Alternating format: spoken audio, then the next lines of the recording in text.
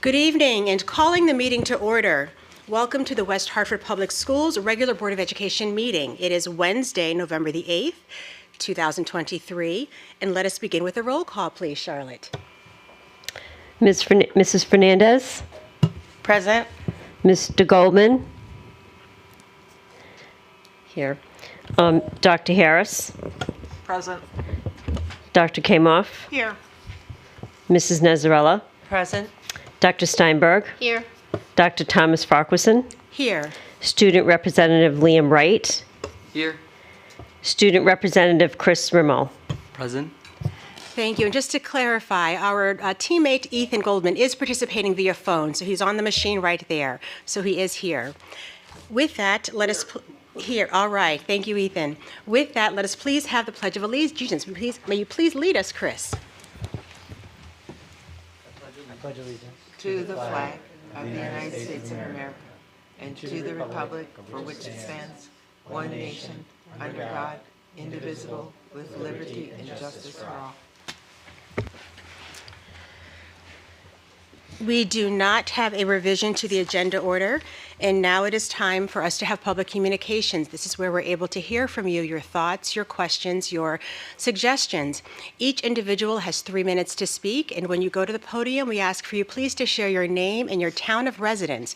Please also be mindful of Charlotte, who will hold up a yellow card when you have 1 minute remaining in your time, and a red card when your time has expired.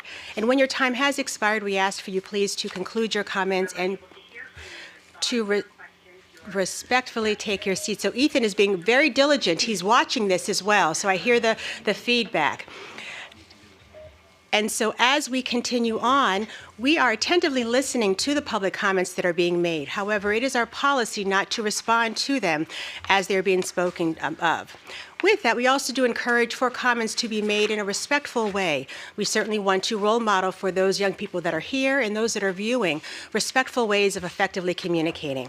With this being the first meeting of the month, we are receiving public comments on agenda and non-agenda items. However, as with all meetings, we prioritize first hearing on agenda items. Looking at the list here, and just to remind us what today's meeting is about in terms of the agenda, it includes high school graduation date, accept revised policies as a first reading, enrollment and class size analysis, and the financial report. So those are the agenda items. The list here does not indicate anyone's name. However, I will ask, is there anyone in the audience who would like to speak on an agenda item? Seeing none, we'll go to the list for those speaking on general comments or non-agenda items. And we have Addie listed.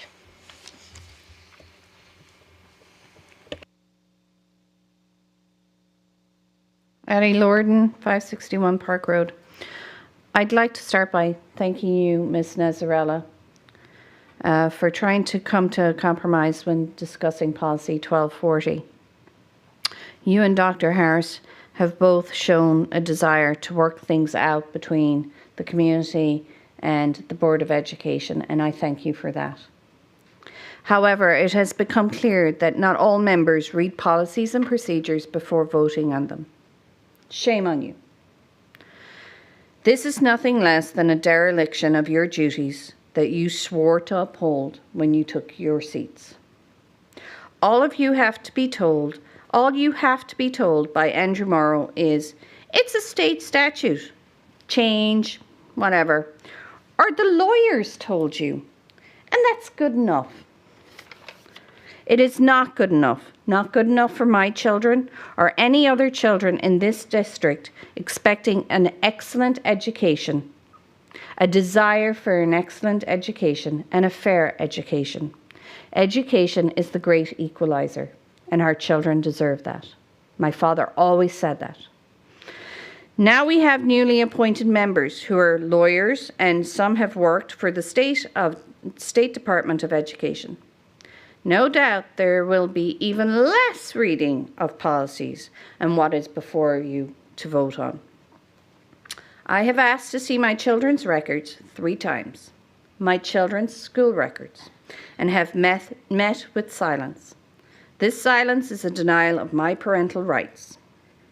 Our son had a medical emergency last Monday, and I had to almost beg for a nurse's report to review with his doctor. I was told no administrative report and/or record exists, even though security guards responded with an AED unit and the principal was present. Raise the bar. Don't take everything you are told as fact. Serve your students, serve your community, serve the residents. Restore our faith in the offices you hold, including the superintendent and each member of this board. Because mine has been shaken for the past few years, and I continue to ask questions and be met with walls. Beg for information that as a parent whose son was unresponsive should be given willingly, should be met with willingness, and instead is met with silence. How dare you? How dare you not serve the children of this community? Thank you. There's no one else listed here, but I will ask, is there anyone in the audience that would like to speak?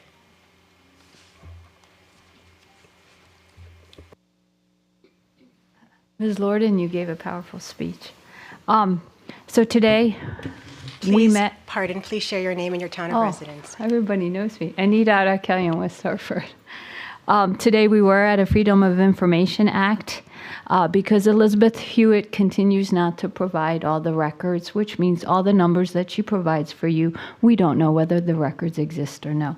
But during that hearing, what did come out is that there are 50 school grants. I counted only 36.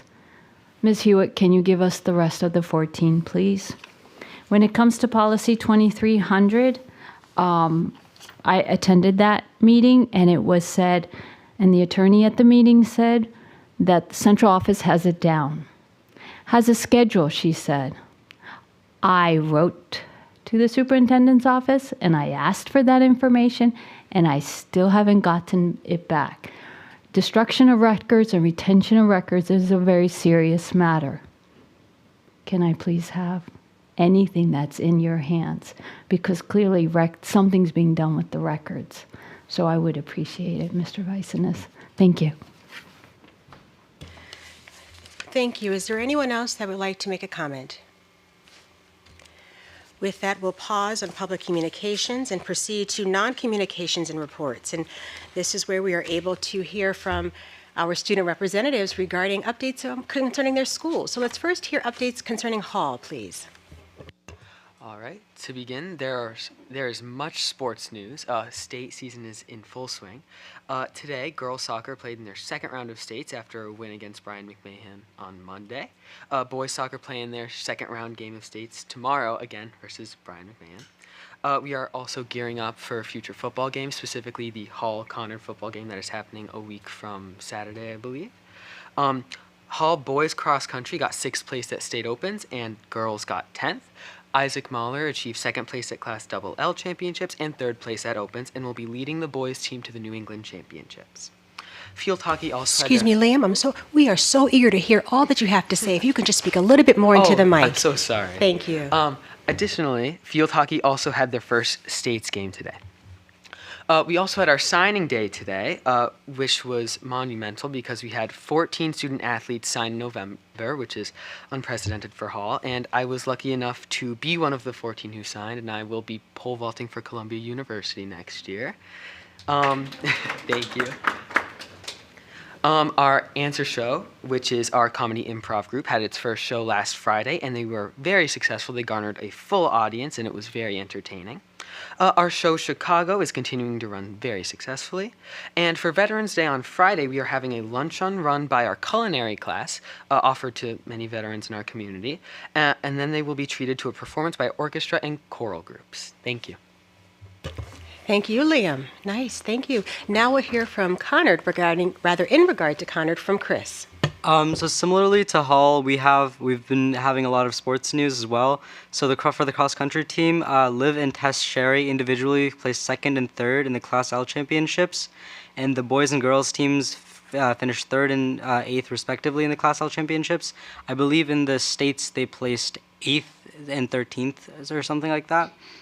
And with the boys soccer team yesterday in the first round of states, they beat Maloney, and they will be moving on to the next round where they'll face Xavier. And boys, Will Gregoire of the boys golf team finished as the Division I state champion. And so in terms of Conard drama, the Conard production of Frozen from last year, including alumni and current students, are going to be on Good Morning America on the 27th to perform. So that's really cool. And then Conard Drama is also going to be having its annual 10-minute plays festival from November 14th to 16th. It'll be like a collection of plays written by seniors within the acting classes, acted on by underclassmen, I believe, within the acting program. And Conard's also gearing up for its homecoming dance, which is the 17th, which is a week from this Friday. So to prepare for that, we're going to have a pep rally this Friday and a spirit week throughout the next week. And then another thing this Friday is the Parachute Show, which is our version of Hall's comedy improv group. We'll be having a show this Friday as well. And the music programs have also been having a few concerts throughout the past couple of weeks, including the band's Autumn Leaves concert, as well as the Gifts of Music concert. And the choir program had a concert called Meet the Choirs, including all the select groups, as well as the a cappella group B Sharp. And throughout the community slides, we've been discussing Native American Heritage Month, which starts this month. This week, we kicked it off with a discussion to honor Native American veterans. And yeah, that's the news for Conard. And that's quite a lot of news. Good news. Thank you so much. Good news for Conard, good news for Hall. Thank you both very much. And with that, we'll continue to unfinished business, and where we have setting the date for the June 2024 high school graduation. We have a recommendation that the Board of Education vote to set the date for this year's high school graduation on Monday, June the 10th, 2024. So we know we discussed this briefly before and tabled the vote for good reason, but we'll pass it to Superintendent Vicines for updates, please. Absolutely. So as you may recall, we were looking at the potential because we had added a day off for the primary, which extends our school year to June 11th. We were looking to move graduation to June 11th. However, it was brought up. I appreciate that that would actually conflict with the Jewish celebration of Shavuot, which begins the evening of that, and it would impact graduation, the all-night grad parties that typically our parent-teacher organizations help to support. And we certainly want to be cognizant in that. So the recommendation that I'm bringing forward to the board is to go back and to hold graduation on Monday, June the 10th, which would basically be able to avoid that conflict. Thank you. And before we vote or discuss, let us first have a motion on the floor. So first, seeking a motion that the Board of Education vote to set the date for this year's high school graduation for Monday, June the 10th, 2024. Is there a motion? So moved. Thank you, Renee. Is there a second? Second. Thank you, Ari. We've had some preliminary discussion, but any formal discussion regarding the proposed date? All right, yes. I just All right. want to thank Gayle for pointing that out at the last meeting. It's not something that I would have top of mind had that date. I wouldn't have been aware of it, but I really appreciate you bringing that to the table, because I think we really wouldn't want to have certain students miss out on the celebratory part of graduation. So thank you for pointing that out. Thank you, and I think we collectively express that appreciation. Thank you, Gayle. All right, thank you, Ari, for restating that. Any other discussion? All of those in favor, say aye. Aye. Any opposed? Ethan, just say aye. If you no, vote how you want to. All of those in favor, say aye. Any opposed? Any abstentions? Okay. I heard him say You heard him say aye. All right. Aye. The majority have it. Aye. So the motion passes. All right. Thank you. Moving on now to new business. We have a motion by Lorna, Thomas-Farquharson, Gayle Harris, and Renée Kamauf to accept revised and new policies as a first reading. So we have several policies to review. We have Dr. Andy Murrow coming to the table. Thank you so very much. And in doing so, The recommendation is that the Board of Education accept as a first reading the following revised and new policies, which were reviewed by the Board Policy Subcommittee, and they include Administration Series 2000, 2300, policy regarding holds on the destruction of electronic information and paper records. Policy 3050, model code of conduct governing procurements under a federal award. Policy 4070, alcohol, tobacco, and drug-free workplace. 4220, employment and student teacher checks. 4350, reports of suspected abuse or neglect of adults with an intellectual disability or autism spectrum disorder. And with these proposed policies, is there a motion to accept them as a first reading? So moved. Thank you, Renee. Is there a second? Second. Thank you, Gayle. Discussion. And so, as we know, these are policies that are helping to keep us compliant with state and federal regulations. We have had a chance to review them as they were in our board packets in preparation for this meeting here, and we are open to receive any questions or discussion points. Yes, Claire. Can someone on the policy board explain 4350? Is it abuse or neglect of adults in the school system? So with that one, Would you like me? Yeah. yes, Andy, thank you.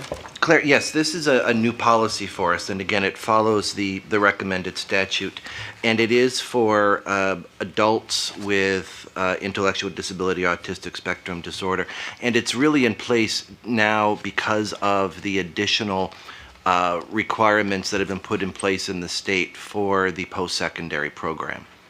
And so it covers our post-secondary students for that. Okay? Thank you. Am I correct in also saying that it would also apply to employees within the district? It does, but there's also other statute, other hiring practice, and other statute that protects them as well. Other questions or comments regarding the proposed policies? Gayle. Can you remind us, Andy, on 2300, what is the current length of time that we're keeping records? It depends. The 2300 is a new policy for us that codifies the state law. And what we do is we follow the state guidance for records, and it differs depending upon the type of record. You'll notice every couple of years or so, there'll be a notice in the paper saying that the class of 1990s records are being disposed of at Conard High School and Hall High School. If you'd like to go pick them up, this is your notice, and after this date, they're going to be disposed of, because it does differ depending upon if it's a student record, if it's a attendance record, and so forth. Most of our records now, being electronic records, really have no disposal time to them. They're just perpetually stored. Any other questions or comments? Ethan, may you have any questions or comments regarding the policies? Yeah, I have a couple. You can hear me. The 2300, my question was, how do you differentiate between what records will be needed for litigation? And I was wondering if there was a way to differentiate that or identify those items, as opposed to, it seemed pretty general. Ethan, I don't know if you can hear or not, but the determination for what's put on a hold is when we receive notification of pending litigation or a potential litigation. We'll receive notification from an attorney, whether that's corporate counsel, whether that's outside our outside litigation group. And based on that, what we do is we then instruct anyone involved in the circumstance to maintain and to save any pertinent records that might relate to that. That can be anything from phone records, that can be anything from notes that were taken in a meeting, anything that would relate to a potential litigation piece on that. And that's really then driven by corporate counsel and driven by case by case. But so there really isn't a checklist that I can offer you. It's when we receive notification to hold any records, that's what we do. Very general. I'm used to, like, in the accounting world, you have a certain date that you have to hold things, you know. For this, we hold them based on state law. If it's a general record, if it's something pending litigation, we hold and collect and turn that over to the litigator or to the counsel. Okay. All right. Thank you. Yep. Okay. Got it. Ethan, may you have another question? On 2300 or other policies? All that are on the floor before us. Yeah, I did. Hold on. So, policy 4070, it says in the second paragraph of statement of policy that an employee convicted under a criminal drug statute for violation, it says only on board business. Wouldn't it be at any point? I don't know. Or maybe I'm missing it.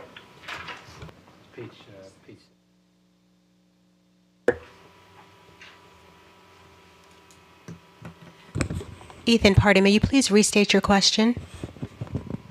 So I was surprised it said that an employee must report any conviction under a criminal drug statute for violation occurring on or off school properties while on board business.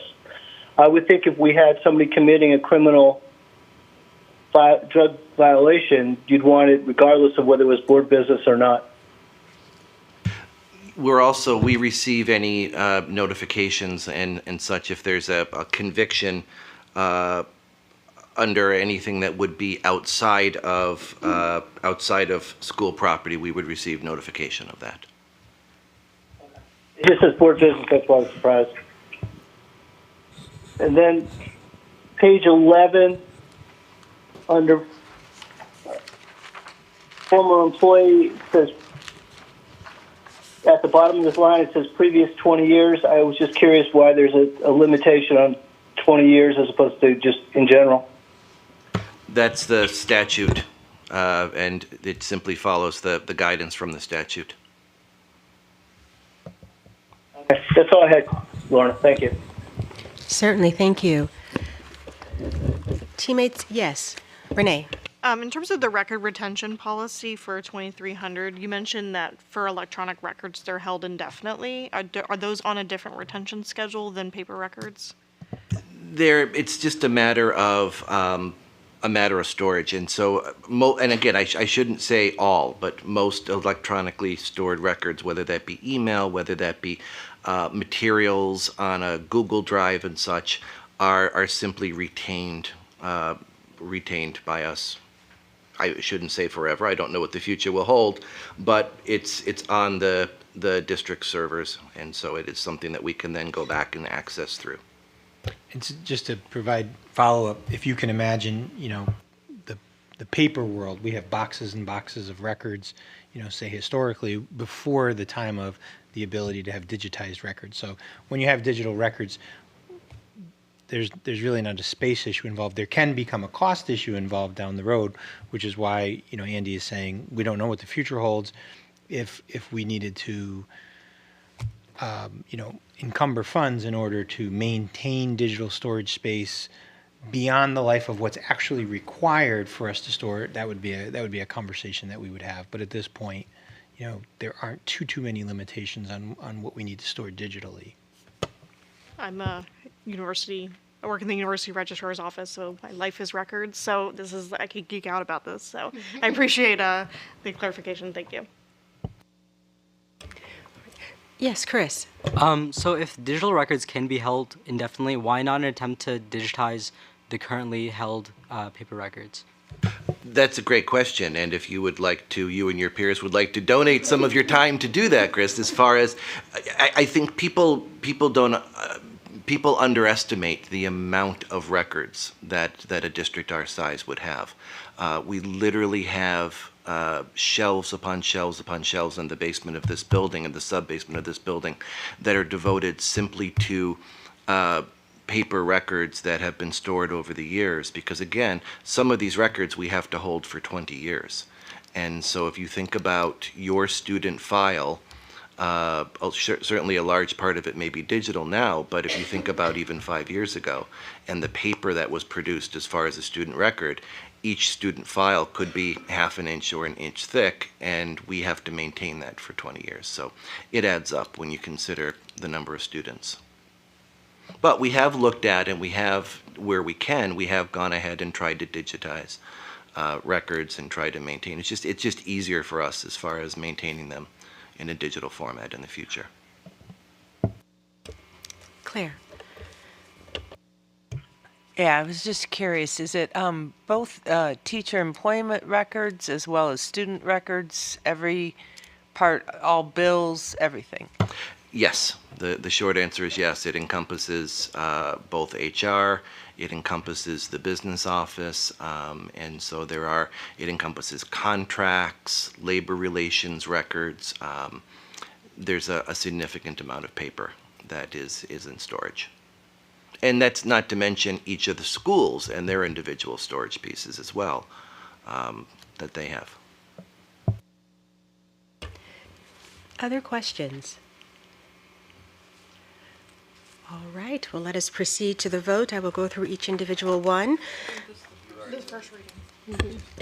Thank you so much. And that's why we have teammates. Thank you very much. Yes, the first reading. All right. Thank you, Dr. Murrow. And as we continue on, we now are ready to receive our superintendent's report. So with that, Mr.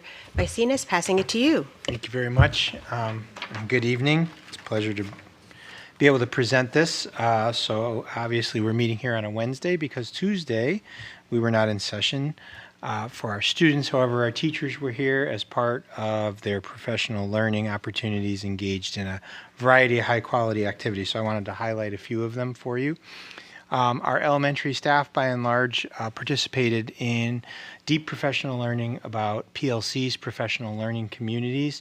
There was training that was held by teachers, specifically identified by their principals for excellence in this area, where they were able to showcase their own best practices and what has made a difference in terms of student learning.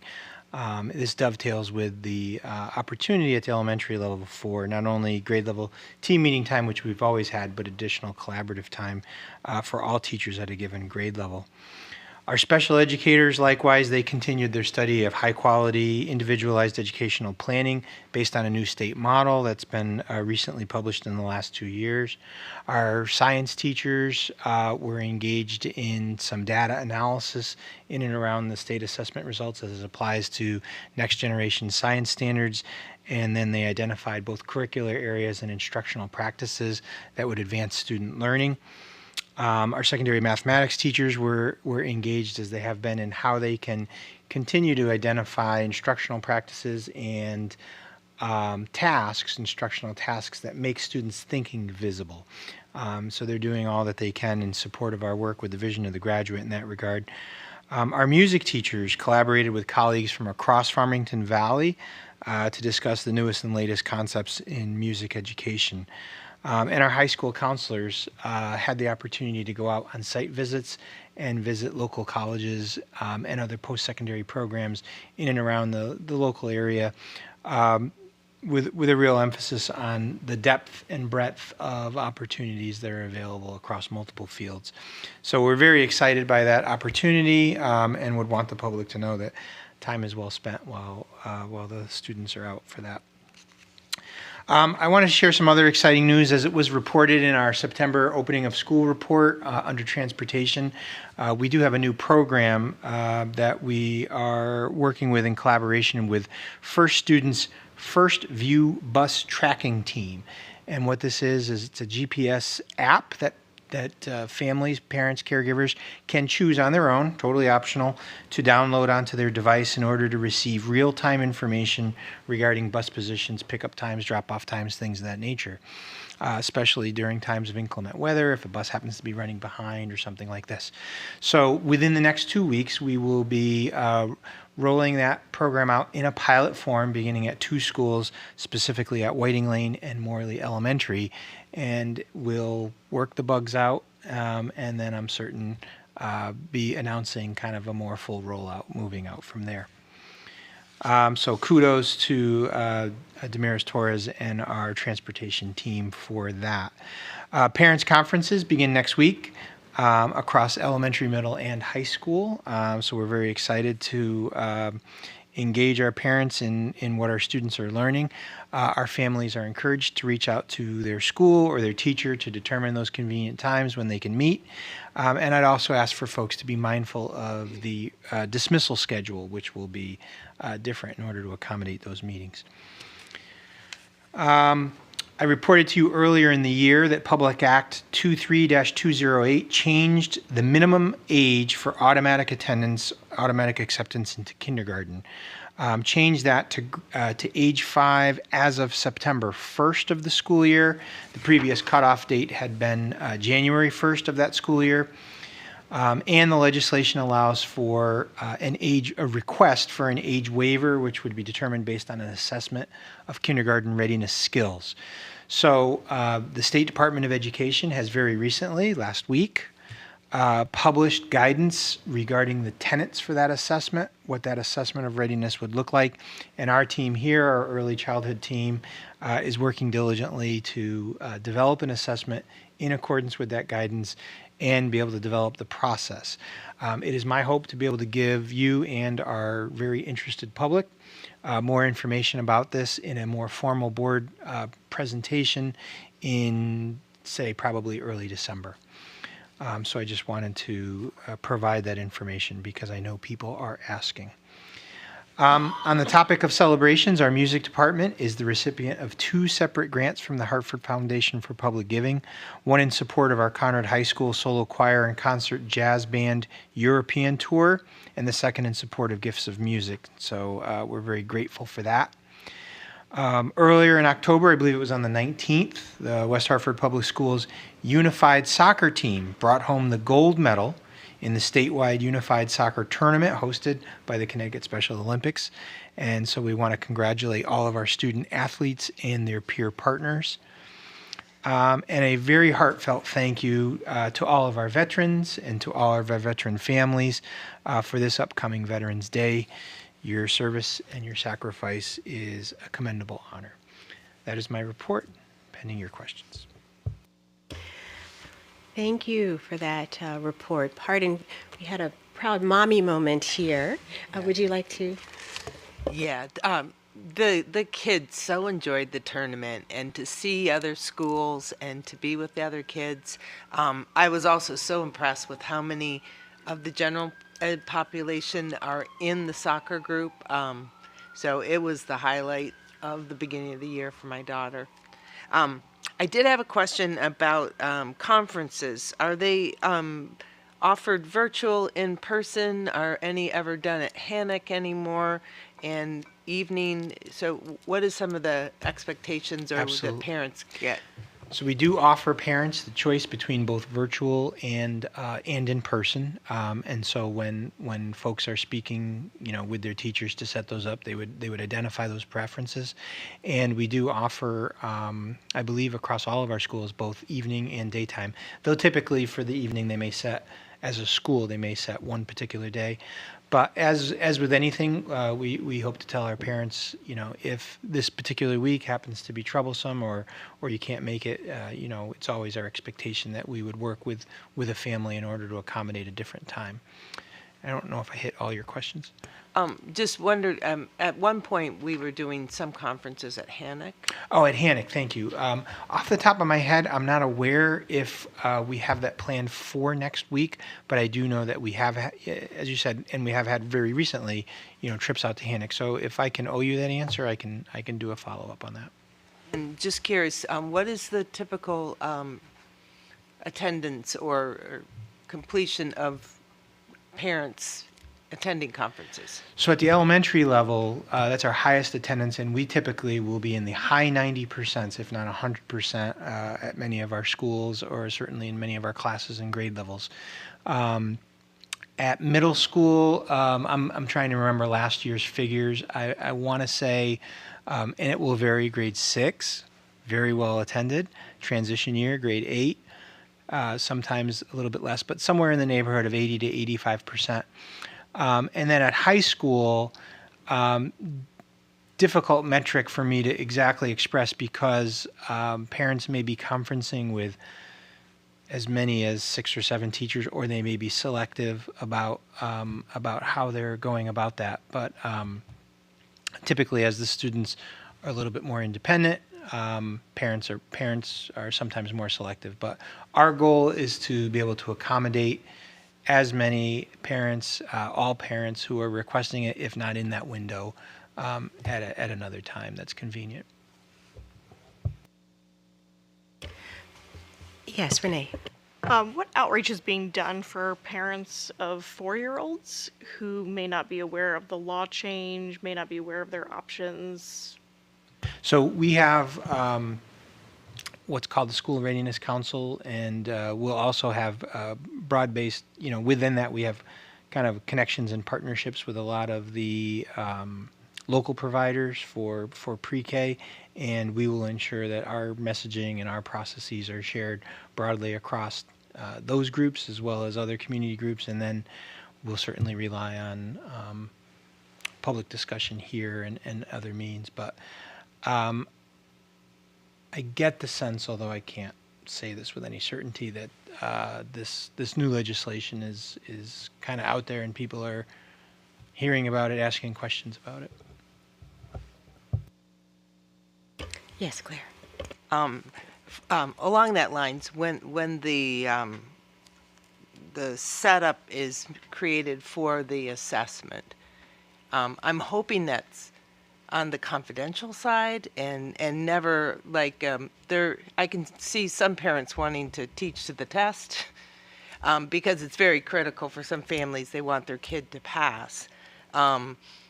So that whole, how that assessment is done, how the staff that is required to do that, because if they're teachers with their classrooms, are they going to be out of the room and, so I'm hoping that's part of your report in December. Absolutely. I'll go through and identify, and it's good to get those, especially if there are other questions about the process. If you guys want to feed me questions early on, I can make sure that we include that in our later presentation. And one big critical issue is the birth to 3 children that came in during the first school year.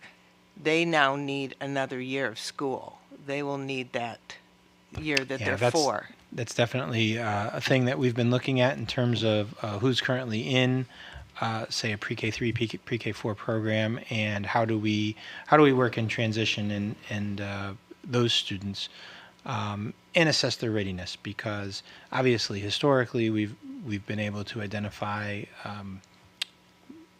the majority of those students with readiness based on that experience, but we'll look at it through these new standards, and that's definitely a component of the report that we'll provide to you. Okay, thank you.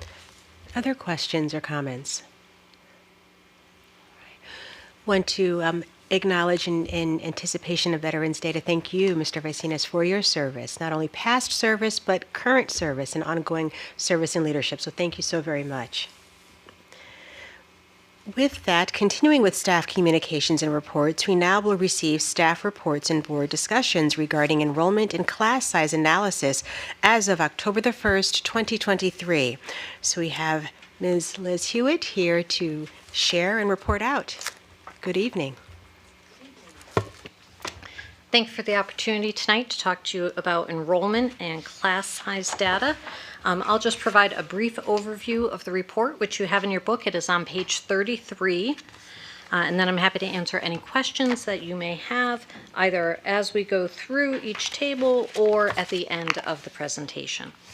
So the data in this report is as of October 1st, 2023, as that's the official state measurement date for all Connecticut school districts.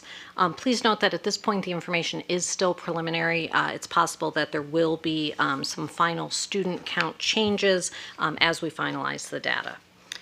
But as we look at overall enrollment for the current school year, we have 9,295 students. Of those, a little over 8,800 are in-district K-12 students, and then the balance are our pre-kindergarten students, our post-secondary students, and then students who have been outplaced due to their educational needs. So if you've had a chance to look at the tables, I'm sure you've seen that our system-wide enrollment is detailed in Table 1, and you'll see there the enrollment both by school, by grade, and then at the bottom right, you'll see the detail of pre-K, post-secondary, and outplaced. So when we prepared our enrollment projections for this year and we reviewed them last February, we anticipated that enrollment for this year would be consistent with the prior year. Our actual enrollment for this year, at least the preliminary data, indicates that we have 33 more students than we had projected. If you look at the chart on the top of page 34, it depicts for you the variance at each level. So this chart shows the actual enrollment for elementary, middle, and high as of October 22, what we projected for 2023, and then our actual. So you can see when we compare our actual versus our projected balance that we have 51 more students at an elementary level, 1 less middle school student, and 17 fewer high school students than anticipated. Overall, that's a variance of only 0.4%, so I'm pleased to say that our projections really were very close. As you know, projections are really the foundation for how we determine class size and staffing, and so it's important that we get those as accurate as possible. So we were pleased with that. As we look at Table 2, that provides a comparison of projected and actual enrollment by school and by grade level. Our projections, once you get down to an individual school, an individual grade level, have a lower level of accuracy, but we didn't see any unusually large swings from what we had projected. So we were pleased with that as well. If you move on to Table 3, you can see that the current year we have 205 elementary sections, and that's on page 38, just if you're following along. You may recall that 200 of those sections are funded through the general fund, and then 5 of them are through our ESSER funding. So when we look at those 205 sections and the number of students we have enrolled, you'll see an average section size of 19.4 students. And if we look back at the past 5 years, you'll see that that number is a bit higher than the past 3 years when we purposely kept our section sizes smaller during the pandemic for safety reasons, but we haven't quite gotten back up to the level of 1920, the only kind of pre-pandemic year noted here where we had section sizes of 19.8. So that has gone up a little bit as anticipated and as planned, and I would expect that next year it would go up just a little bit more as we do not rely on our ESSER funding for the coming years. When we look at a middle school and high school class size level, our average academic and unified art classes for middle school range from 19 to 19.6 students.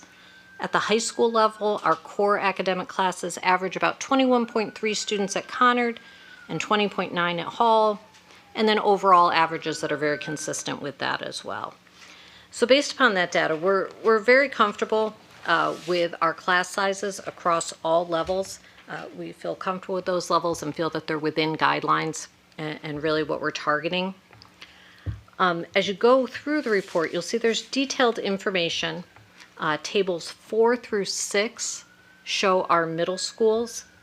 And by subject area, you can see the number of sections at each school, our average number of students per class for each subject, how many classes fall within the parameters that are listed at each column, and then to the far right, our staffing that supports that level of enrollment and that level number of sections.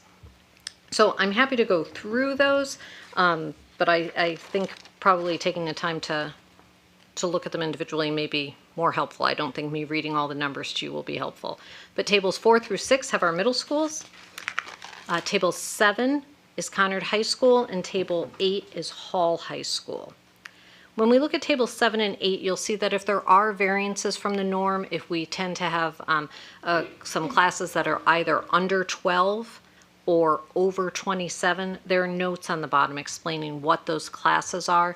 And those are outside of the norm and perhaps a particular specialized class, or in regard to classes that are over 27, perhaps a music class where we are known to have, you know, larger chorus classes, larger band classes, etc.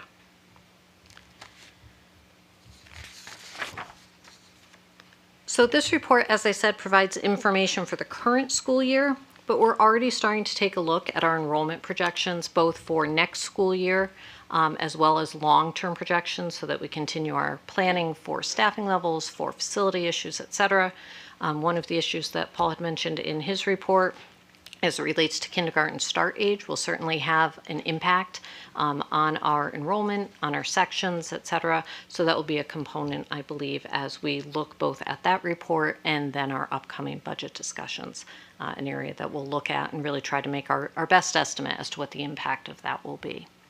So our long-term enrollment projections will be presented again in February of 2024.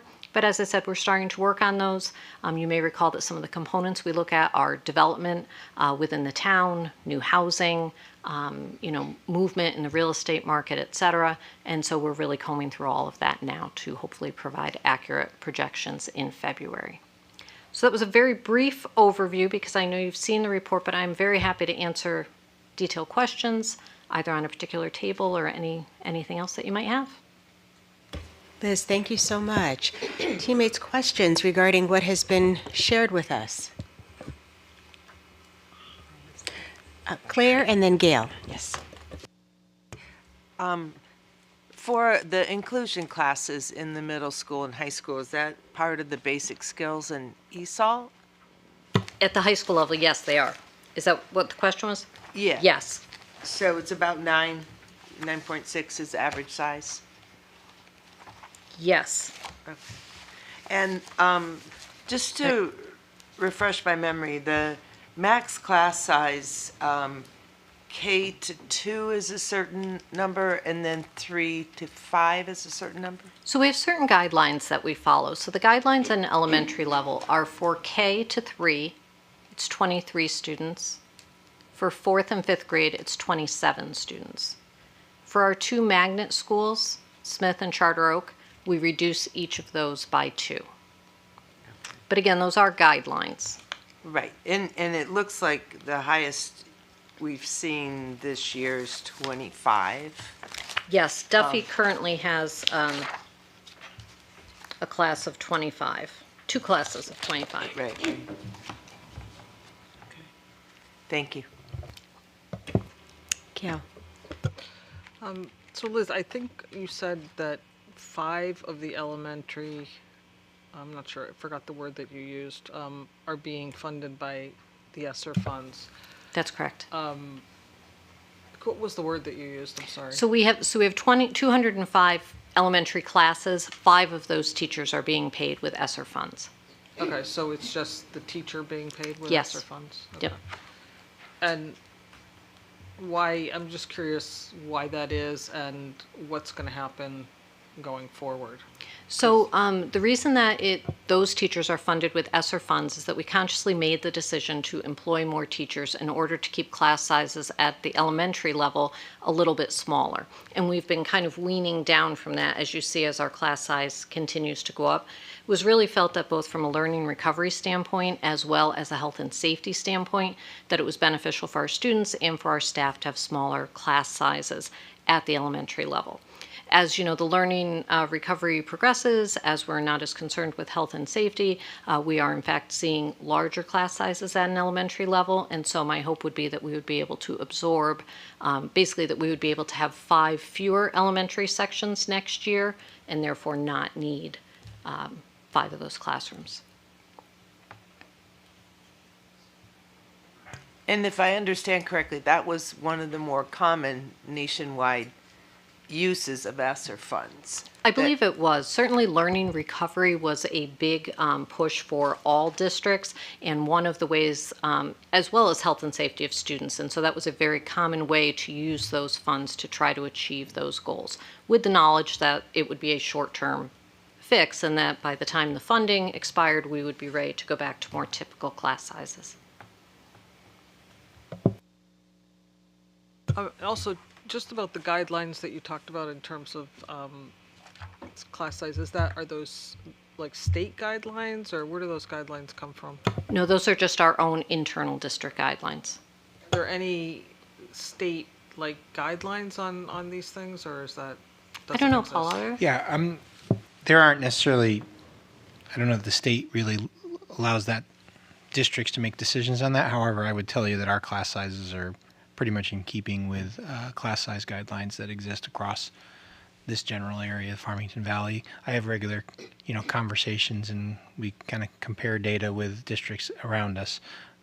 And I would say that we're very competitive in terms of, or comparable, I guess is the better word, in terms of how we relate to other local districts. Other questions or comments? Thank you. I have a question, or I guess more so a comment. Thank you again so much for giving this information. And we know as time moves along, we'll have additional information. And I recall last year when the projections were made, it almost seemed like, oh my, there are many more students than we anticipated in the elementary school level. And I think the reasoning was because of the pandemic and some holding off. And so whereas now hearing you give the projections with a lot more confidence, it seems like we know what may anticipate to be a larger enrollment size. It certainly is our goal to be as accurate as possible. Things like the pandemic, the real estate market, some of those things we're really not able to project as well, but you may recall we're using a new predictive analytical model, I think is the name of it, and it just incorporates some other factors that we really haven't had insight into before, and so I'm hopeful that this will continue to be an accurate means of projecting. Wonderful. Thank you so much. Terrific. Thank you. Thank you. Right. And if you don't mind, I'm just going to stay for the financial report.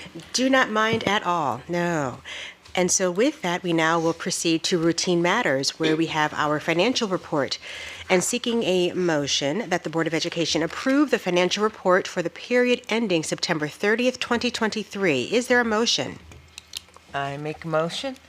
Thank you, Claire. Is there a second? Second. Thank you, Ari. Discussion. Passing, I believe, Claire, you are giving the update? Yes, I am. Thank you. Okay. So the general fund is expected to be within appropriations by the end of the year.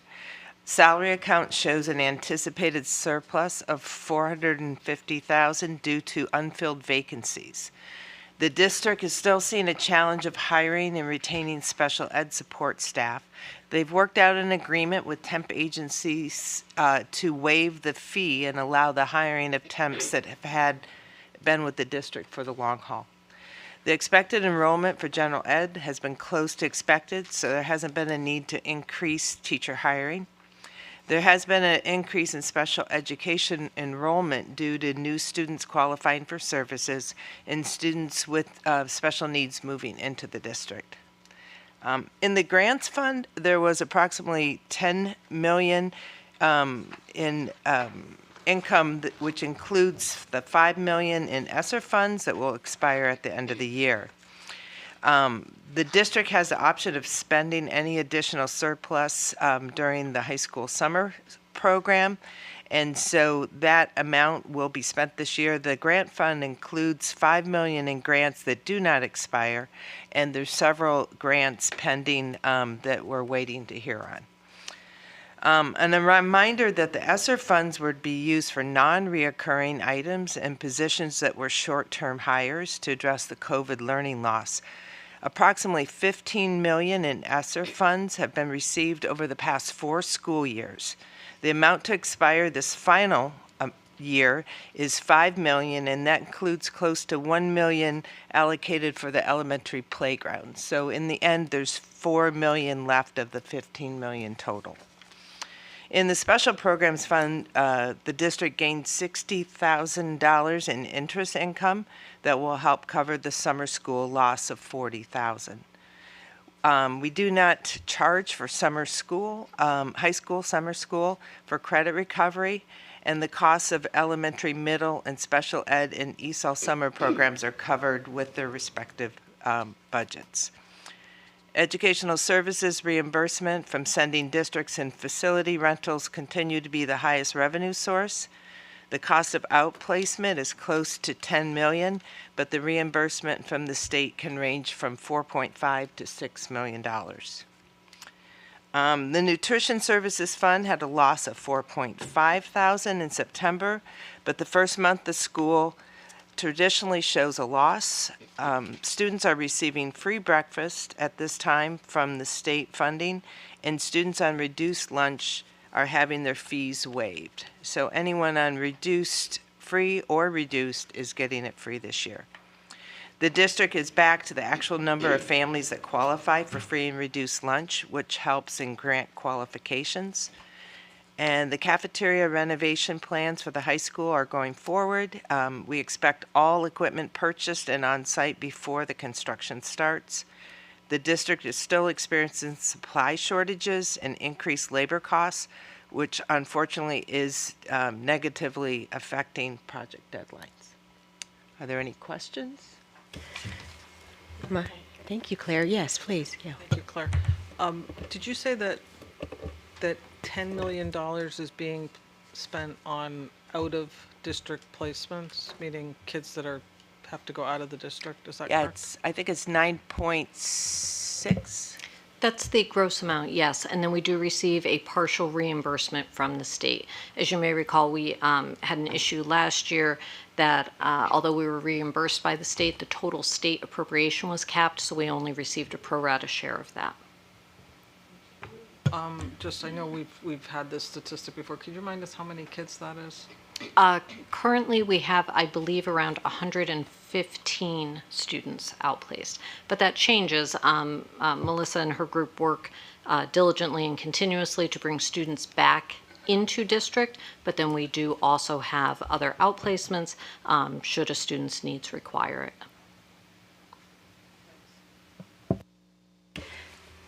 Other questions or comments? All right, well, so lots of information, and from what I'm hearing, and thank you so much, Liz, for what you shared as well, certainly heard the updates of where we stand regarding ESSER funding, and we know that our district has benefited quite a lot because of ESSER funding, and we know those funds were specifically be put in place to areas that were directly impacted because of the COVID, of the pandemic.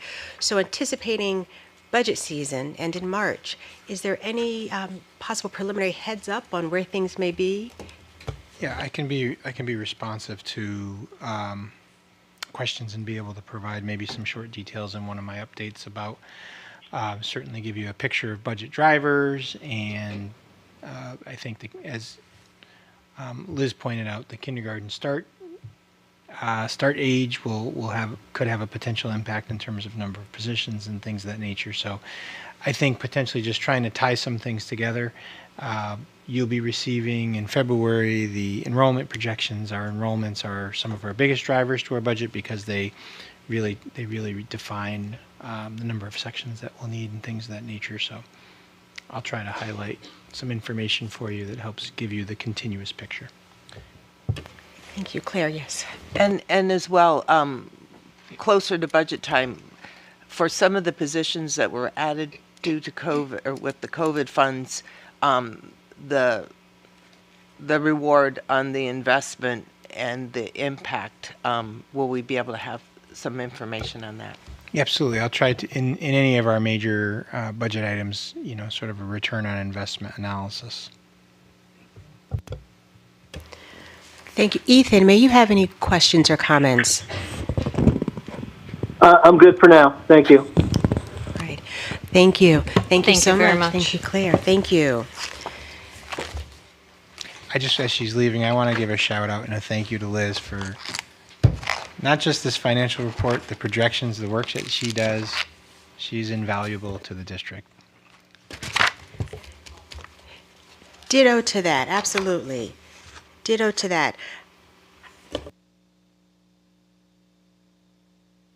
Yeah, so Miss Liz, I apologize. May you please return to us at the table? We have to vote on this report. Pardon me. I just want to cross all the T's and dot all of the I's. And so we had the motion on the floor that was seconded. We had our discussion. We've had additional questions and comments. And so with that, all of those in favor of approving the financial report as reported to us, say aye. Aye. Any opposed? Any abstain? The ayes have it. All right. Thank you so much. Okay. Now moving on to approval of minutes, seeking a motion that the Board of Education approve the minutes of the regular Board of Education meeting of October the 17th, 2023. Seeking a motion, please. So moved. Thank you, Renee. Is there a second? Second. Oh, we have a second and a third. All right. Thank you, Ari, and thank you, thank you, Gayle. All right. Discussion. Seeing none, all of those in favor say aye. Aye. Any opposed? Heard you, Ethan. All right. Any opposed? Any abstain? All right. The ayes have it. Moving on to information and reports. Do we have any communications and reports from other boards or organizations? Seeing none, future business, announcement of future meeting dates. Our next meeting will be on Tuesday, November the 21st, 2023 at 6 p.m. Once again, that is Tuesday, November the 21st, 2023 at 6 p.m. here in room 314, followed by Tuesday, December the 5th, 2023 at 7 p.m. And then again on Tuesday, December the 19th, 2023 at 7 p.m. Do we have a request for any future agenda items? Seeing none, do we have any comments from visitors that are here? Seeing none, we do not have an executive session, therefore seeking a motion to adjourn. So moved. Thank you, Renee. Is there a second? Second. Thank you, Ari. Meeting adjourned at 8:06.